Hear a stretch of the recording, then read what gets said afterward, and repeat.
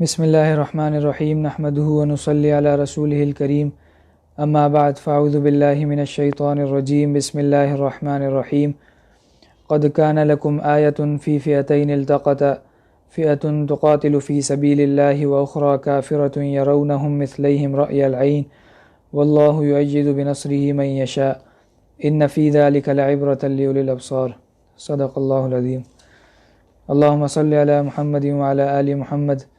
کما صلیت علی ابراہیم وعلی آل ابراہیم انک حمید مجید۔ اللہم بارک علی محمد وعلی آل محمد کما بارکت علی ابراہیم وعلی آل ابراہیم انک حمید مجید۔ 15 شوال سن 2 ہجری میں غزوہ بنی قینقاع کا واقعہ پیش آیا تھا، اور یہ واقعہ اس طرح سے پیش آیا کہ یہ لوگ عبداللہ ابن سلام رضی اللہ تعالیٰ عنہ کی برادری کے لوگ تھے، اور نہایت بہادر تھے اور یہودی تھے سارے کے سارے۔ اور مدینہ منورہ میں جب نبی کریم صلی اللہ علیہ وسلم ہجرت کر کے آئے تھے تو نبی کریم صلی اللہ علیہ وسلم نے ان تمام یہودیوں سے ایک معاہدہ فرمایا تھا، اور اس معاہدے میں یہ تھا کہ آپ جو ہیں وہ مل جل کے ساتھ رہیں گے اور لڑائی جھگڑے سے بچتے رہیں گے اور مظلوم کا ساتھ دیں گے، اور اگر خدا نخواستہ کبھی مدینہ منورہ پہ باہر سے کوئی دشمن حملہ کرتا ہے تو ایسی صورت میں سب مل کے اس کا دفاع کریں گے۔ تو اس قسم کا ایک معاہدہ طے پا گیا تھا، اور جو بنی قینقاع ہے وہ بھی اس معاہدے میں شامل تھا۔ لیکن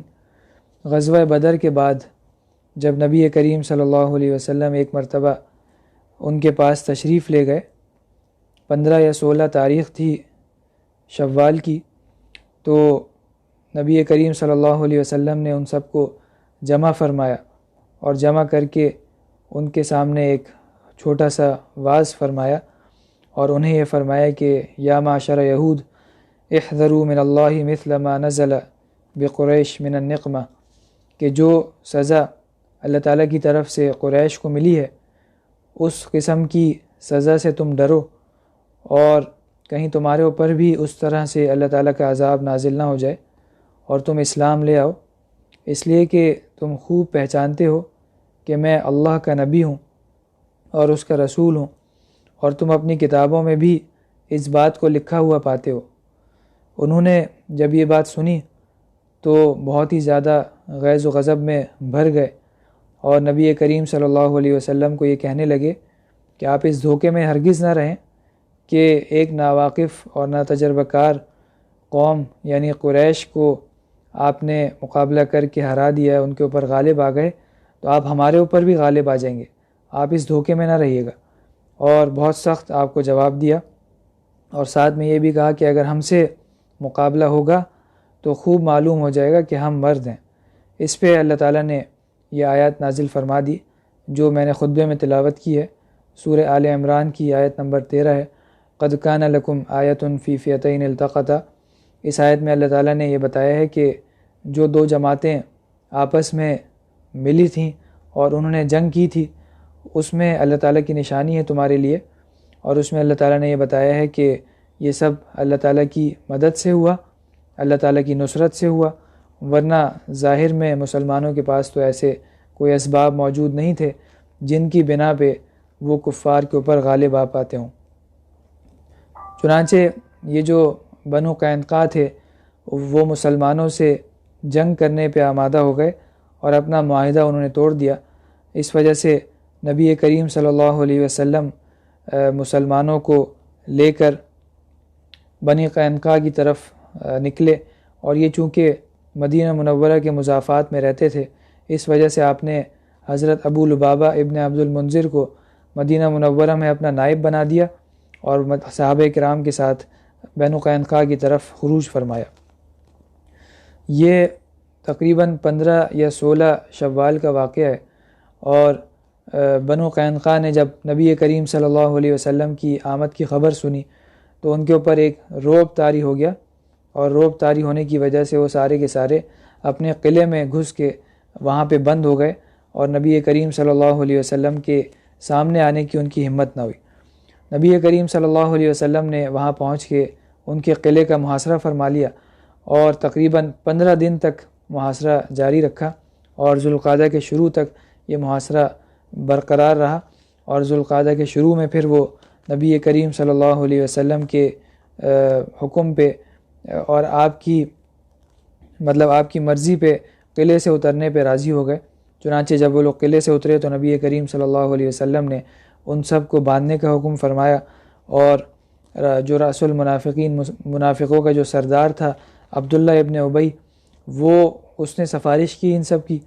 تو اس وجہ سے نبی کریم صلی اللہ علیہ وسلم نے ان کو قتل تو نہیں فرمایا، البتہ ان کو جلا وطن فرما دیا، اور ان کا جو مال تھا وہ سارا کا سارا مال غنیمت کے طور پہ مسلمانوں نے اپنے قبضے میں لے لیا۔ اس طرح سے یہ پہلا قبیلہ یہودیوں کا مدینہ سے، جو مدینہ کے مضافات میں رہتا تھا، وہاں سے جلا وطن ہوا اپنی حرکتوں کی وجہ سے، اور اللہ تعالیٰ نے مسلمانوں کو ان سے نجات دلائی۔ اور اس کے بعد جو دوسرے 2 قبیلے تھے، ایک بنو قریظہ اور ایک بنو نذیر کے نام سے، وہ بھی وقتاً فوقتاً اپنی عہد شکنی کی وجہ سے، اور جو اللہ تعالیٰ سے اور اللہ تعالیٰ کے رسول سے انہوں نے عہد اور وعدہ کیا تھا، اس کو توڑنے کی وجہ سے وقتاً فوقتاً مدینہ سے جلا وطن ہوتے رہے، اور انہیں بھی آہستہ آہستہ وہاں سے نکال دیا گیا۔ حضرت عبادہ ابن صامت رضی اللہ تعالیٰ عنہ فرماتے ہیں کہ بنو قینقاع سے میرے حلیفانہ تعلقات تھے، اور جب میں نے یہ دیکھا کہ نبی کریم صلی اللہ علیہ وسلم سے انہوں نے اس طرح سے بدعہدی کی ہے، تو میں نے ان سے قطع تعلق کر لیا اور ان سے بیزاری کا اعلان بھی کر دیا، اور ساتھ ساتھ نبی کریم صلی اللہ علیہ وسلم کو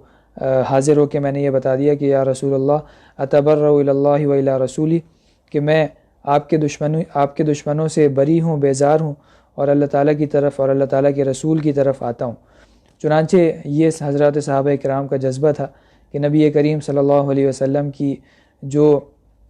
دشمنی ہے ان کی بھی دشمنی ہوتی تھی، اور جن سے آپ کی دوستی ہے ان سے حضرات صحابہ کرام کی بھی دوستی ہوتی تھی، یہ ان حضرات کا جذبہ تھا۔ اسی طرح سن 2 ہجری 5 ذوالحجہ کو غزوہ سویق ایک غزوہ پیش آیا تھا، اور وہ اس طرح سے ہوا کہ جب بدر میں کفار مکہ کو بہت سخت شکست کا سامنا کرنا پڑا، تو ابو سفیان نے یہ قسم کھا لی تھی کہ میں اس وقت تک غسل جنابت بھی نہیں کروں گا جب تک مدینہ منورہ پہ حملہ نہیں کر لیتا۔ چنانچہ اپنی قسم کو پورا کرنے کے لیے ذوالحجہ کے شروع میں 200 سوار اس کے ساتھ تھے، ان کو لے کے مدینہ منورہ کی طرف وہ آیا، اور مقام عریض میں پہنچ کے،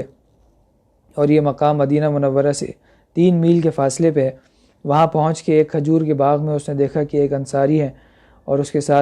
ان کے ساتھ ان کا ایک ملازم ہے، وہ دونوں وہاں پہ موجود ہیں، تو انصاری کو اور ملازم کو قتل کر دیا، اور وہاں سے کچھ کھجور کے جو درخت وغیرہ تھے وہ جلا دیے اس نے، اور وہ سمجھا کہ شاید میری قسم اس طرح سے پوری ہو گئی، اور وہاں سے بھاگ لیا۔ نبی کریم صلی اللہ علیہ وسلم کو جب اس کی اطلاع ملی تو 5 ذوالحجہ کو آپ 200 مہاجرین اور انصار کو لے کے ان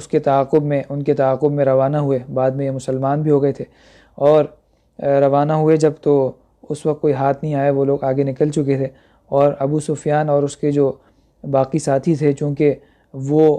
اپنے ساتھ کھانے پینے کے لیے ستو لے کے آئے تھے، اور ستو کو عربی میں سویق کہتے ہیں، اور بھاگتے ہوئے جب ان کو یہ لگا کہ یہ بوجھ ہے ہمارے اوپر اور بہت زیادہ بھاری ہو رہے ہیں اور ہماری رفتار میں کمی ہو رہی ہے، تو وہ ستو کے جتنے بھی بورے تھے اور تھیلے تھے وہ سب انہوں نے وہاں پھینک دیے، جو بعد میں مسلمانوں نے اٹھا لیے اور مال غنیمت بنا مسلمانوں کا۔ اس وجہ سے اس غزوے کو غزوہ سویق کہا جاتا ہے۔ اس کے بعد 9 ذی الحجہ کو نبی کریم صلی اللہ علیہ وسلم غزوہ سویق سے واپس تشریف لائے، اور سن 2 ہجری 10 ذی الحجہ کو نبی کریم صلی اللہ علیہ وسلم نے مسلمانوں کو عید الاضحیٰ کی نماز پڑھائی، اور یہ پہلی عید کی نماز تھی جو کہ عید الاضحیٰ کی جو نبی کریم صلی اللہ علیہ وسلم نے پڑھائی تھی، اور اس میں آپ نے 2 مینڈھے بھی ذبح فرمائے، قربانی بھی کی، اور مسلمانوں کو بھی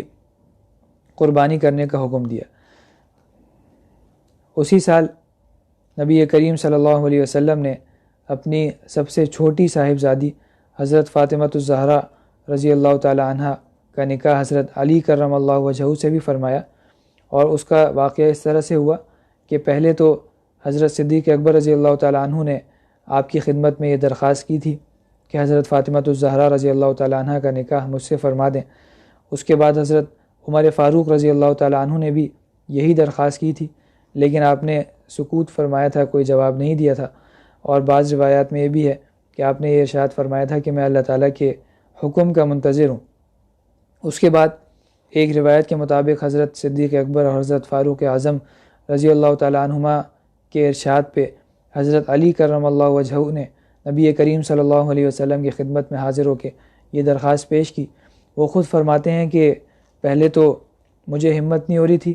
کہ میں کس طرح سے آپ کی خدمت میں درخواست پیش کروں، کیونکہ میرے پاس کچھ بھی نہیں تھا، مال و دولت دنیا کا کچھ نہیں تھا، لیکن چونکہ آپ کی مہربانیاں تھیں اور آپ کا میرے اوپر بہت بڑا احسان تھا، اس وجہ سے میں نے ہمت کی اور جا کے میں نے نبی کریم صلی اللہ علیہ وسلم کی خدمت میں اپنی یہ درخواست رکھی۔ نبی کریم صلی اللہ علیہ وسلم نے فرمایا کہ تمہارے پاس مہر میں دینے کو کوئی چیز ہے یا نہیں ہے؟ انہوں نے فرمایا کہ نہیں، میرے پاس تو کچھ بھی نہیں ہے۔ آپ نے پوچھا کہ بدر میں جو زرہ تمہیں ملی تھی وہ کہاں پہ ہے؟ تو فرمایا کہ ہاں بالکل وہ تو میرے پاس موجود ہے۔ تو آپ نے فرمایا کہ بس ٹھیک ہے، وہی زرہ جو ہے وہ فاطمہ کو تم مہر میں دے دینا۔ حضرت علی رضی اللہ تعالیٰ عنہ نے وہ زرہ حضرت عثمان غنی رضی اللہ تعالیٰ عنہ کے ہاتھ 480 درہم کی بیچ دی، اور وہ تمام دراہم لا کے نبی کریم صلی اللہ علیہ وسلم کی خدمت میں لا کے ڈال دیے۔ نبی کریم صلی اللہ علیہ وسلم نے فرمایا کہ اس سے خوشبو اور کپڑوں کا انتظام کر لو۔ چنانچہ نبی کریم صلی اللہ علیہ وسلم نے اس طرح اپنی صاحبزادی کا نکاح حضرت علی کرم اللہ وجہہ سے فرمایا، اور اس کے بعد نبی کریم صلی اللہ علیہ وسلم نے اپنی صاحبزادی کو جو سامان دیا تھا اس میں سے ایک تو لحاف تھا اوڑھنے کا، اور ایک چمڑے کا گدا تھا جس میں روئی کے بجائے کسی درخت کی چھال وغیرہ بھری ہوئی تھی، اور 2 چکیاں بھی آپ نے عنایت فرمائی تھیں۔ ایک مشکیزہ پانی کا دیا تھا اور 2 مٹی کے گھڑے تھے۔ یہ گویا حضرت فاطمہ الزہرا رضی اللہ تعالیٰ عنہ کا مختصر سا جہیز تھا جو نبی کریم صلی اللہ علیہ وسلم نے انہیں عنایت فرمایا تھا۔ جب عروسی کا وقت آیا اور رخصتی کا وقت آیا تو نبی کریم صلی اللہ علیہ وسلم نے حضرت علی کرم اللہ وجہہ سے فرمایا کہ کوئی گھر تم لے لو۔ حضرت علی رضی اللہ تعالیٰ عنہ نے ایک مکان کرائے پہ لے لیا، اور حضرت فاطمہ الزہرا رضی اللہ تعالیٰ عنہ کی وہیں پہ رخصتی ہوئی۔ پھر حضرت فاطمہ رضی اللہ تعالیٰ عنہ ہی کے مشورے سے حضرت حارثہ ابن نعمان رضی اللہ تعالیٰ عنہ کا مکان حضرت علی کرم اللہ وجہہ کو ملا، اور وہ اس طرح سے کہ حضرت سیدہ بطول رضی اللہ تعالیٰ عنہ نے فرمایا کہ مشورہ دیا کہ حارثہ ابن نعمان کا مکان تم مانگ لو۔ انہوں نے فرمایا کہ مجھے تو شرم آتی ہے۔ کسی طرح حضرت حارثہ ابن نعمان رضی اللہ تعالیٰ عنہ تک یہ بات پہنچ گئی۔ انہوں نے خود ہی نبی کریم صلی اللہ علیہ وسلم کی خدمت میں حاضر ہو کے عرض کیا کہ یا رسول اللہ، خدا کی قسم جو چیز لے لیں گے وہ اس سے کہیں زیادہ محبوب ہوگی جو میرے پاس چھوڑ دیں گے، یعنی جو مال آپ میرا اپنے پاس لے لیں گے، اور چاہے آپ لیں یا آپ کی بیٹی جو ہیں وہ لیں یا آپ کے داماد لیں، وہ مال مجھے زیادہ محبوب ہوگا اور زیادہ پسندیدہ ہوگا اس مال سے جو آپ میرے پاس رہنے دیں گے اور مجھ سے نہیں لیں گے۔ آپ نے فرمایا کہ صدقتا بارک اللہ فیک، تو نے سچ کہا، اللہ برکت دے۔ اور انہوں نے اس طرح سے حضرت علی کرم اللہ وجہہ کو وہ مکان دے دیا، اور خود جو ہے وہ کہیں اور منتقل ہو گئے۔ اس کے بعد حضرت علی کرم اللہ وجہہ نے حضرت فاطمہ الزہرا رضی اللہ تعالیٰ عنہ کو اپنے مکان میں آپ وہ لے آئے، اور اس طرح سے وہ وہاں پہ اس کے بعد رہائش وہاں پہ ان کی منتقل ہو گئی۔ سن 3 ہجری میں غزوہ غطفان کا واقعہ پیش آیا، اور محرم الحرام کا مہینہ تھا اور سن 3 ہجری تھی، اور اس طرح سے ہوا کہ نبی کریم صلی اللہ علیہ وسلم غزوہ سویق کے بعد مدینہ منورہ میں ہی مقیم تھے۔ آپ کو یہ خبر پہنچی کہ بنی ثعلبہ اور بنی محارب جو کہ قبیلہ غطفان کی شاخیں ہیں وہ نجد میں جمع ہو رہے ہیں، اور ان کا ارادہ یہ ہے کہ مدینہ منورہ کے پاس آ کے مضافات میں اور آس پاس لوٹ مار کریں گے، اور جو بھی ہاتھ آئے گا وہ لے کے بھاگ جائیں گے۔ چنانچہ ماہ محرم سن 3 ہجری میں آپ نے غطفان پر چڑھائی کی غرض سے نجد کی طرف خروج فرمایا، اور جیسے ہی ان لوگوں نے آپ کی آمد کی خبر سنی فوری طور پہ منتشر ہو گئے اور پہاڑوں میں جا کے چھپ گئے، اور صرف ایک آدمی آپ کے ہاتھ آیا، آپ نے اس کو اسلام کی دعوت دی اور وہ مسلمان ہو گیا۔ چنانچہ اس طرح آپ وہاں پہ کچھ عرصے کے لیے تشریف فرما رہے، لیکن کوئی بھی وہاں پہ چونکہ قتال کے لیے نہیں آیا، اس وجہ سے آپ واپس بغیر کسی قتل و قتال کے صحیح سالم واپس آپ مدینہ منورہ کی طرف لوٹ آئے۔ اسی غزوے میں وہ مشہور واقعہ بھی پیش آیا تھا کہ جس میں اللہ تعالیٰ نے غیبی طور پہ نبی کریم صلی اللہ علیہ وسلم کی مدد فرمائی تھی، اور وہ اس طرح سے ہوا کہ اس غزوے میں بارش ہو گئی تھی اور حضرات صحابہ کرام کے اور نبی کریم صلی اللہ علیہ وسلم کے کپڑے بھیگ گئے تھے۔ چنانچہ نبی کریم صلی اللہ علیہ وسلم نے اپنے بھیگے ہوئے کپڑے درخت پر سوکھنے کے لیے لٹکا دیے اور خود درخت کے نیچے آرام کرنے کے لیے آپ لیٹ گئے۔ وہاں پہ جو آس پاس جو اعراب تھے، جو قبائل تھے، وہ آپ کو دیکھ رہے تھے۔ ایک دوسور نامی ایک شخص تھا، اس کو لوگوں نے کہا کہ بھائی ابھی بڑا اچھا موقع ہے، تم ان کے پاس جاؤ، اکیلے لیٹے ہوئے ہیں، اور جا کے ان کو قتل کر دو نعوذ باللہ، اور ان کا کام تمام کر دو۔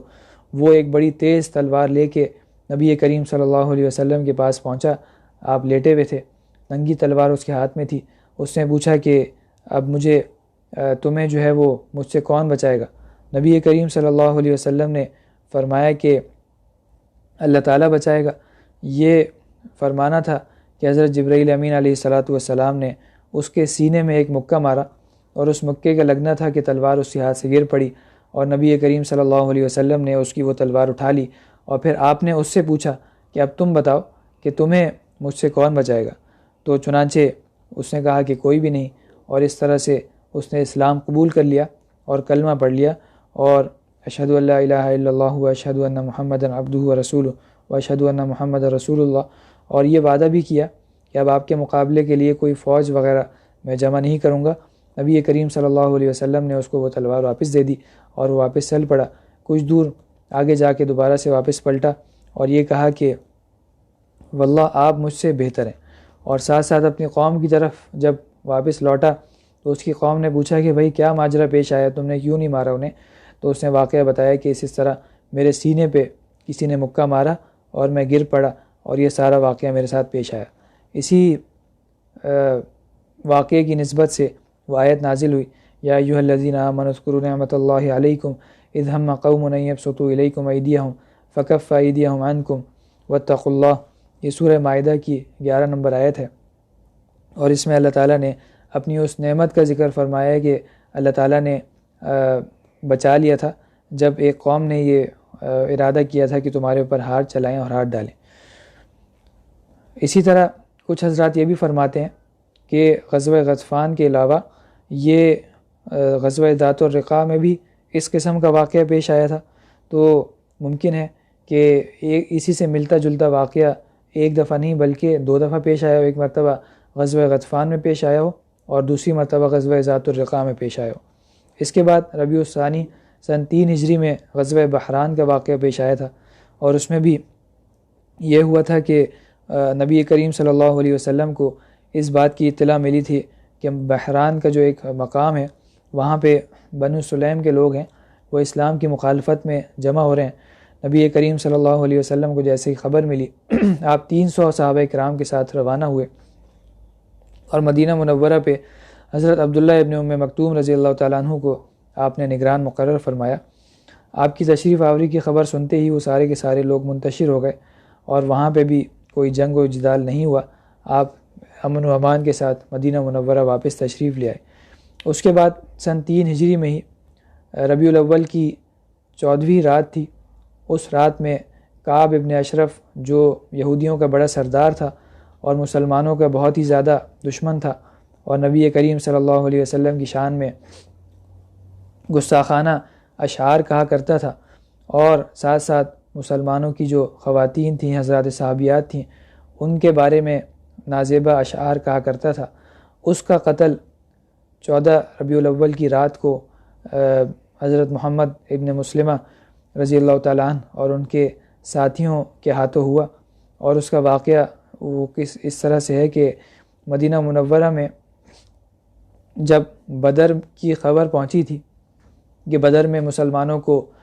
فتح نصیب ہوئی ہے اور کفار کے بڑے بڑے سردار اللہ تعالیٰ نے خاک آلود کر دیے ہیں اور جہنم رسید کر دیے ہیں، تو یہ خبر سن کے یہ بڑا بے چین ہوا اور اس نے یہ کہا کہ اگر واقعی ایسا ہے تو پھر تو زمین کا جو پیٹ ہے وہ زمین کی پشت سے زیادہ بہتر ہے۔ اس کا مقصد یہ تھا کہ پھر تو مر جانا ہی زیادہ بہتر ہے، زندہ رہنے کا کوئی فائدہ ہی نہیں ہے۔ لیکن جب اس خبر کی تصدیق ہو گئی تو مقتولین بدر جو بدر میں مارے گئے تھے ان کی تعزیت کے لیے یہ مکہ پہنچا، اور جو لوگ مارے گئے تھے ان کے مرثیے لکھے اس نے، اور خود بھی روتا تھا اور پڑھ پڑھ کے جو لوگ تھے کفار تھے ان کو بھی رلاتا تھا۔ نبی کریم صلی اللہ علیہ وسلم کے مقابلے میں لوگوں کو ترغیب دیتا تھا، جوش دلاتا تھا، اور آپ کے مقابلے کے لیے لوگوں کو تیار کرتا تھا۔ چنانچہ ایک دفعہ بیت اللہ کا پردہ اس نے تھاما اور مسلمانوں سے قتال کرنے کا حلف اٹھایا، اور پھر کچھ روز بعد مدینہ آ گیا، اور مدینہ منورہ آنے کے بعد حضرات صحابیات کے بارے میں نازیبہ اشعار کہنے لگا، بہت ہی زیادہ مسلمانوں کو اور نبی کریم صلی اللہ علیہ وسلم کو تنگ کرنے لگا، پریشان کرنے لگا۔ چنانچہ نبی کریم صلی اللہ علیہ وسلم نے مسلمانوں کو پہلے تو صبر و تحمل کا حکم فرمایا، اور پھر اس کے بعد جب اس کی شرارتیں حد سے بڑھ گئیں تو آپ نے فرمایا کہ کون ہے جو اس کو بلکہ آپ نے قتل کرنے کا حکم فرمایا۔ اور اس سے پہلے ایک واقعہ یہ بھی پیش آیا تھا کہ کعب ابن اشرف نے آپ کو اپنے ہاں دعوت پہ بلایا اور کچھ لوگوں کو متعین کر دیا کہ جیسے ہی آپ آگے بیٹھیں تو فوری طور پہ آپ کو قتل کر ڈالیں۔ تو نبی کریم صلی اللہ علیہ وسلم جیسے ہی آ کے بیٹھے، حضرت جبرائیل امین علیہ الصلاۃ والسلام نے آپ کو ان کے ارادے کی خبر دے دی۔ چنانچہ نبی کریم صلی اللہ علیہ وسلم فوری طور پہ اس جگہ سے اٹھ کے روانہ ہو گئے، اور وہاں سے واپس آنے کے بعد اس کے قتل کرنے کا حکم دے دیا۔ نبی کریم صلی اللہ علیہ وسلم سے روایت ہے، صحیح بخاری شریف کی حدیث ہے، آپ نے فرمایا کہ تم میں سے کعب ابن اشرف کے قتل کے لیے کون تیار ہے؟ اس نے اللہ اور اس کے رسول کو بہت ایذا پہنچائی ہے۔ حضرت محمد ابن مسلمہ رضی اللہ تعالیٰ عنہ جو قبیلہ اوس سے تعلق رکھتے تھے، وہ فوراً کھڑے ہو گئے اور عرض کیا کہ یا رسول اللہ، کیا آپ اس کا قتل چاہتے ہیں؟ آپ نے فرمایا کہ ہاں۔ محمد ابن مسلمہ نے پوچھا، عرض کیا یا رسول اللہ، پھر مجھے کچھ کہنے کی اجازت دے دیں۔ کچھ کہنے کی اجازت دینے کا مطلب یہ ہے کہ میں اس کے پاس پہنچ کے کچھ ایسی باتیں کروں گا جس کا بظاہر مطلب یہ نکلتا ہوگا کہ میں مسلمانوں کے خلاف باتیں کر رہا ہوں، یا نعوذ باللہ نبی کریم صلی اللہ علیہ وسلم کے خلاف باتیں کر رہا ہوں، لیکن حقیقتاً یہ صرف اس کو پھنسانے کے لیے ہوگا اور اس کو بہلانے اور پھسلانے کے لیے ہوگا اور اس کے قتل کرنے کی تدبیر کرنے کے لیے ہوگا۔ نعوذ باللہ دل میں ایسا کوئی ارادہ اور نیت نہیں ہوگی۔ آپ نے فرمایا کہ ہاں بالکل اجازت ہے۔ حضرت محمد ابن مسلمہ رضی اللہ تعالیٰ عنہ ایک دن کعب ابن اشرف سے ملنے کے لیے گئے، اور گفتگو کے دوران اس سے یہ کہا کہ یہ مرد یعنی نبی کریم صلی اللہ علیہ وسلم ہم سے صدقہ اور زکوٰۃ مانگتا ہے، اور اس شخص نے ہمیں مشقت میں ڈال دیا ہے۔ ان کا مقصد یہ تھا کہ یہ جو چیز ہے صدقہ اور زکوٰۃ، یہ ان لوگوں کے لیے مشقت والی ہے جو دل کے مریض ہیں اور مال سے اور دنیا سے محبت کرتے ہیں، اس وجہ سے انہوں نے ایسا فرمایا۔ اور کعب ابن اشرف سے کچھ قرضہ مانگا۔ کعب ابن اشرف نے کہا کہ ابھی تو بالکل ابتدا ہے، اب دیکھو آگے چل کے دیکھنا، خدا کی قسم تم ان سے اکتا جاؤ گے۔ محمد ابن مسلمہ نے کہا کہ اب تو ہم ان کی اتباع کر چکے ہیں اور ان کے اوپر ایمان لا چکے ہیں، اب ہم بھی بس اسی بات کے منتظر ہیں کہ دیکھیں کہ آخر میں کیا ہوتا ہے۔ چنانچہ کعب ابن اشرف نے کہا کہ اس سے مانگا کہ کچھ غلہ وغیرہ آپ ہمیں قرض کے طور پہ دے دیں۔ کعب ابن اشرف نے کہا کہ تم اس کے لیے میرے پاس کوئی رہن رکھوا دو۔ رہن اس چیز کو کہتے ہیں کہ جو قرض کی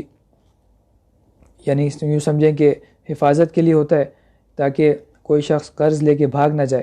تو رہن میں عام طور پہ کوئی اپنا زیور وغیرہ رکھوایا جاتا ہے یا اور کوئی بھی چیز رکھوا دی جاتی ہے، قیمتی چیز، تاکہ جو مقروض ہے وہ بھاگ نہ سکے اور اس کی کوئی قیمتی چیز قرض دینے والے کے پاس حفاظت سے رکھی رہے۔ اگر کبھی قرض نہیں دیتا واپس یا بھاگ جاتا ہے تو وہ اپنا قرضہ اس کو بیچ کے وصول کر سکے۔ تو کعب ابن اشرف نے کہا کہ کچھ رہن رکھوا دو۔ محمد ابن مسلمہ نے پوچھا کہ کیا رہن رکھوائیں، تو وہ چونکہ بہت زیادہ بد باطن اور خبیث شخص تھا، اس نے کہا کہ اپنی عورتوں کو میرے پاس رہن رکھوا دو۔ تو حضرت محمد ابن مسلمہ رضی اللہ تعالیٰ عنہ نے فرمایا کہ یہ بات تو بالکل بھی ممکن نہیں ہے کہ ہم اپنی عورتوں کو رہن کے طور پہ رکھ دیں۔ پھر اس نے دوسرے نمبر پہ کہا کہ اپنے جو بیٹے ہیں تمہارے، اپنی اولاد ہے، اس کو رہن کے طور پہ میرے پاس رکھوا دو۔ انہوں نے فرمایا کہ نہیں، ایسا بھی نہیں ہو سکتا، بعد میں لوگ ان کو طعنے دیں گے کہ تم وہی ہو کہ جنہیں کچھ تھوڑے سے غلے کی وجہ سے رہن رکھوا دیا گیا تھا۔ تو اس کے بعد یہ کہا کہ ہم ایسا کرتے ہیں کہ اپنے ہتھیار آپ کے پاس رہن کے طور پہ رکھوا دیتے ہیں۔ کعب ابن اشرف نے کہا کہ چلو ٹھیک ہے، اور پھر ایک رات طے کر لی کہ اس رات میں میرے پاس آنا اور ہتھیار لے کے آنا تو میں تمہیں غلہ دے دوں گا۔ چنانچہ رات میں یہ لوگ پہنچے اور کعب کو آواز دی۔ کعب نے اپنے قلعے سے پوچھا کہ کون ہے، تو اس کو بتایا کہ ہم ہیں۔ اس سے وہاں سے جب باہر آنے کا ارادہ کیا تو جو اس کی بیوی تھی اس نے پوچھا کہ کہاں جا رہے ہو، تو کعب نے کہا کہ محمد ابن مسلمہ ہیں اور ابو نائلہ جو کہ میرا دودھ شریک بھائی ہے وہ بھی ہے، گھبرانے کی کوئی ضرورت نہیں ہے، کوئی غیر نہیں ہے، فکر نہیں کرو۔ بیوی نے کہا کہ مجھے تو اس آواز سے خون ٹپکتا ہوا محسوس ہو رہا ہے، تم اس وقت باہر نہ جاؤ۔ لیکن اس نے کہا کہ بھائی، شریف آدمی کو اگر رات کے وقت نیزہ مارنے کے لیے بھی بلایا جائے، یعنی نقصان پہنچانے کے لیے بھی بلایا جائے، تو اس کو جانا چاہیے۔ یہ کہہ کے وہ نیچے اتر آیا۔ جب محمد ابن مسلمہ اور ان کے ساتھیوں کے پاس پہنچا تو انہوں نے پہلے ہی منصوبہ بنایا ہوا تھا، اور محمد ابن مسلمہ نے کہا ہوا تھا کہ پہلے ہی جب میں یہ آئے گا تو اس کا سر کسی طرح اپنے قابو میں کر لوں گا، اور تم لوگ فوری طور پہ تلوار سے اس کی گردن اتار دینا۔ چنانچہ جب وہ وہاں پہ پہنچا تو حضرت محمد ابن مسلمہ رضی اللہ تعالیٰ عنہ نے فرمایا کہ آپ کی بڑی اچھی خوشبو آپ کے پاس سے آ رہی ہے، تو میں آپ کا سر سونگھنا چاہتا ہوں۔ چنانچہ اس نے کہا کہ ہاں بالکل، آپ شوق سے سونگھیں۔ انہوں نے اس کا سر سونگھا اور ساتھیوں نے بھی سونگھا، اور اس کے بعد سب بیٹھ گئے۔ پھر تھوڑی دیر کے بعد انہوں نے دوبارہ سے کہا کہ بڑی اچھی خوشبو ہے، ایک دفعہ پھر میں سونگھنا چاہ رہا ہوں۔ اس نے کہا کہ ہاں بالکل سونگھ لو۔ وہ اٹھے اور اس کے سر کے بال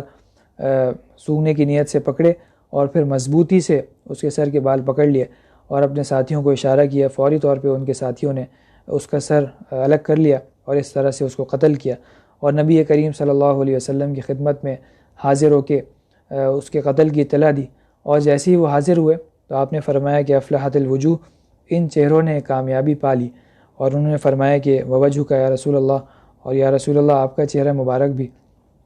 اور اس کے بعد کعب ابن اشرف کا سر آپ کے سامنے ڈال دیا۔ آپ نے الحمدللہ کہا اور اللہ تعالیٰ کا شکر ادا کیا۔ یہودیوں کو جب اس واقعے کا پتہ چلا تو ان کے اوپر ایک رعب طاری ہو گیا۔ وہ یہ سمجھتے تھے کہ ہم جو کچھ بھی کرتے رہیں مسلمانوں کی طرف سے ہماری کوئی خبر نہیں لی جائے گی، لیکن اس واقعے کے بعد وہ بھی محتاط ہو گئے اور مسلمانوں کے خلاف کچھ سازشیں کرنے سے کچھ تھوڑا سا باز آنے لگے۔ لیکن بہرحال ان کی طبیعت میں اور سرشت میں شرارت تھی، چنانچہ یک کے بعد دیگرے انہوں نے سازشیں کی اور بالآخر ان کو مدینہ منورہ سے نکال دیا گیا۔ کعب ابن اشرف کے قتل کی اگر ہم وجوہات کو دیکھنا چاہیں تو اس میں سب سے بڑی وجہ تو نبی کریم صلی اللہ علیہ وسلم کی گستاخی ہی نظر آتی ہے۔ نبی کریم صلی اللہ علیہ وسلم کی گستاخی ایک ایسا مردود فعل ہے کہ جس کی کسی بھی طور پہ اجازت نہیں دی جا سکتی، اور ایسا کرنے والے کے لیے اس دنیا میں پھر رہنے کا کوئی حق باقی نہیں رہ جاتا۔ اس پہ پوری امت مسلمہ کا اتفاق ہے، اور حضرات صحابہ کرام رضوان اللہ علیہم اجمعین کے دور سے عملاً اس بات کو ثابت کیا جاتا رہا ہے، اور اس قاعدے کو حضرات صحابہ کرام نے، پھر ان کے بعد حضرات تابعین نے، تبع تابعین نے عملاً اس قاعدے کو امت مسلمہ تک پہنچایا ہے۔ حضرت حویسہ ابن مسعود رضی اللہ تعالیٰ عنہ کعب ابن اشرف کے قتل کے بعد اسلام لے آئے تھے، اور وہ اس طرح سے ہوا تھا کہ نبی کریم صلی اللہ علیہ وسلم نے حضرات صحابہ کرام کو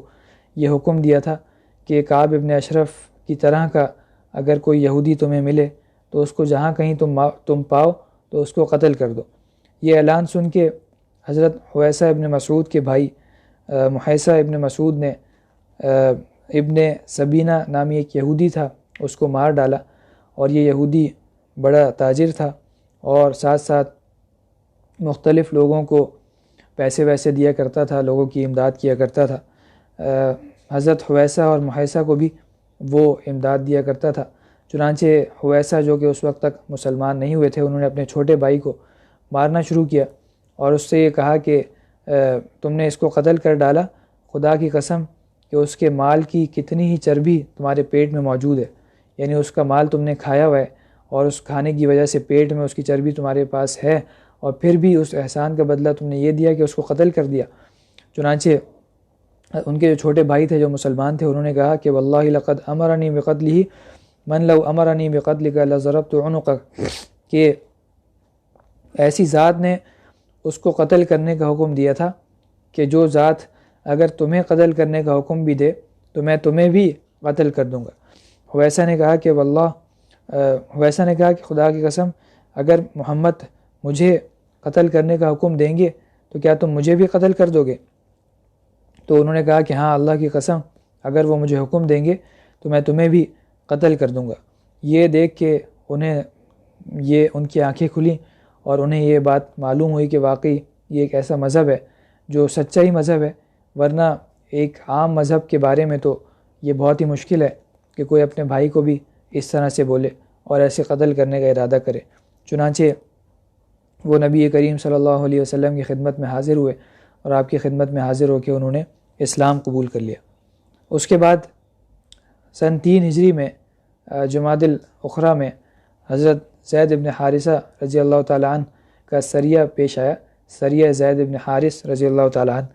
اور سریہ میں نے پہلے بتایا تھا کہ ایسے جہاد کو کہا جاتا ہے کہ جو نبی کریم صلی اللہ علیہ وسلم نے بھیجا ہو لیکن خود آپ اس میں بنفس نفیس تشریف فرما نہ ہوں، آپ خود اس میں موجود نہ ہوں، تو اس کو سریہ کہتے ہیں۔ اور جو جہاد جس میں نبی کریم صلی اللہ علیہ وسلم خود موجود ہوں اس کو غزوہ کہا جاتا ہے۔ بدر کے واقعے کے بعد قریش مکہ اتنے زیادہ مرعوب ہو گئے تھے کہ ان کا جو سال ہر سال کا تجارت کا راستہ تھا شام، ملک شام کا، اس کو چھوڑ کے انہوں نے عراق کا راستہ اختیار کر لیا تھا، اور وہاں کے لیے فرات ابن حیان کو انہوں نے اپنے رہبر کے طور پہ ساتھ لیا تھا، اور وہاں پہ عراق کے راستے کی طرف تجارت کا سفر انہوں نے شروع کر دیا۔ تو چنانچہ ایک تجارتی قافلہ جس میں ابو سفیان ابن حرب، صفوان ابن امیہ اور بڑے بڑے لوگ موجود تھے، وہ تجارتی قافلے روانہ ہوا۔ نبی کریم صلی اللہ علیہ وسلم کو جب ان کی اطلاع ملی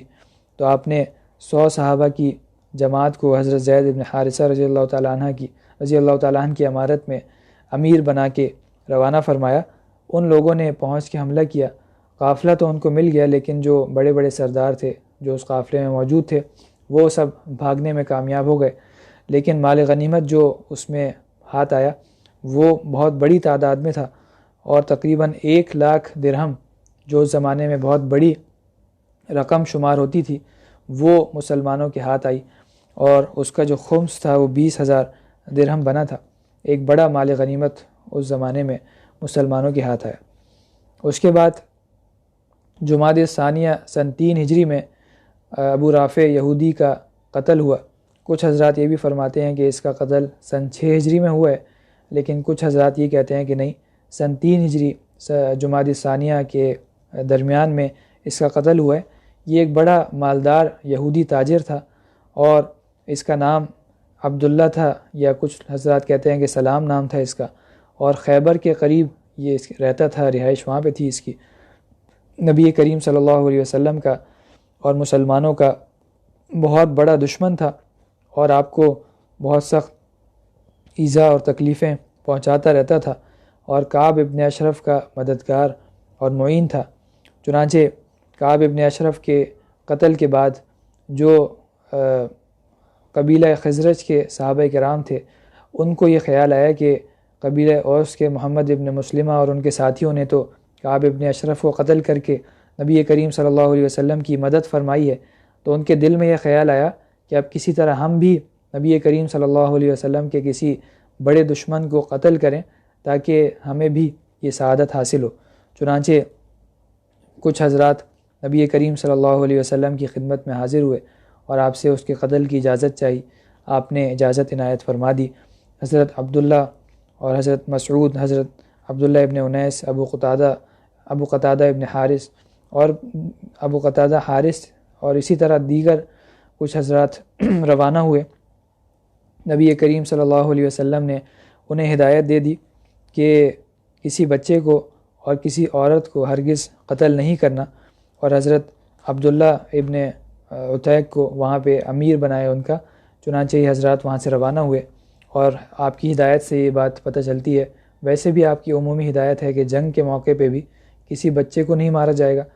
اور کسی عورت کو نہیں مارا جائے گا، اور اسی طرح اس بوڑھے مرد کو بھی نہیں مارا جائے گا جو کہ لڑائی میں حصہ دار نہیں تھا اور لڑائی کے قابل نہیں تھا۔ چنانچہ یہ حضرات جمادی الاخری کے مہینے میں سن 3 ہجری میں روانہ ہوئے، خیبر کی طرف روانہ ہو کے جب وہاں پہ پہنچے تو غروب آفتاب کے بعد جب لوگ اپنے جانور چراگاہوں سے واپس لا رہے تھے، اس موقع پہ یہ اس کے قلعے کے پاس پہنچ گئے۔ حضرت عبداللہ ابن جو ان کے امیر تھے، انہوں نے فرمایا اپنے ساتھیوں سے کہ تم یہاں بیٹھو، میں دیکھتا ہوں کسی طرح اس کے قلعے میں داخل ہونے کی کوشش کرتا ہوں۔ چنانچہ قلعے کے پاس جا کے بیٹھ گئے، اور جیسے قضاء حاجت کے لیے بیٹھتے ہیں ویسے بیٹھے۔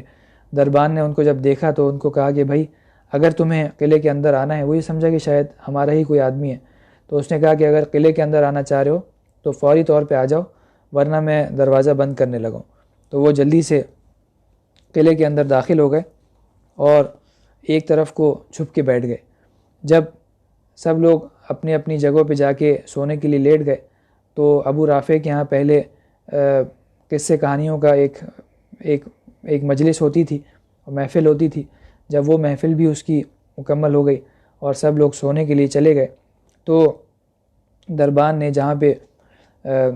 سارے دروازوں کی چابیاں لٹکائی تھیں، انہوں نے وہ چابیاں لیں اور دروازوں کو کھولتے گئے اور ابو رافع کی طرف بڑھتے گئے، یہاں تک کہ وہ یہ فرماتے ہیں کہ